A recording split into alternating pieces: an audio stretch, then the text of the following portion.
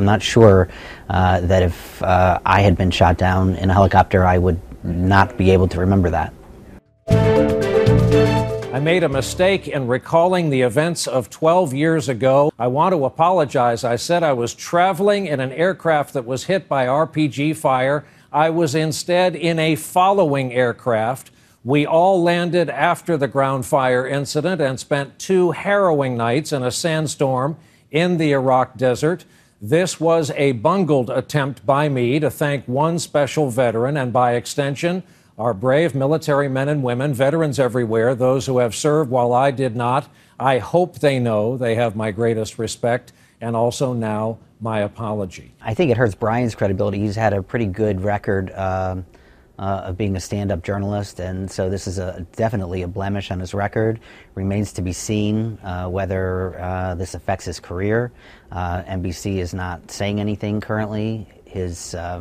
And he has apologized, of course, but I think some people believe that the apology actually made things rather worse because he seemed to minimize the import of it. It's a strange situation because he says the fog of memory led him to misremember the fact that he wasn't in that helicopter that was shot down. He's talked about this in different ways over the years.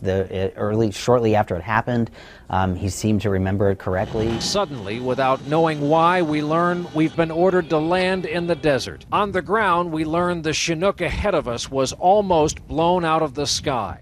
And then began sort of changing his tune later in blog posts and then on David Letterman's show in 2013.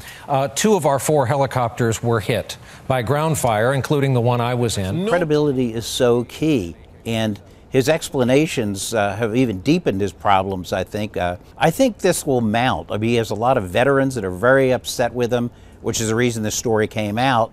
And I think this will be very difficult for him to ride out. It's interesting because he, more than other news anchors, has tried to display his comedic side. He goes on The Daily Show and Jimmy Fallon and sort of jokes around. My Pres Obama don't want none until you pass bills, hon. I don't know that will directly affect his his culpability for this kind of incident, but I think he's maybe more broadly known to viewers than just as a news anchor, and to what degree that influences reaction to this, I don't know.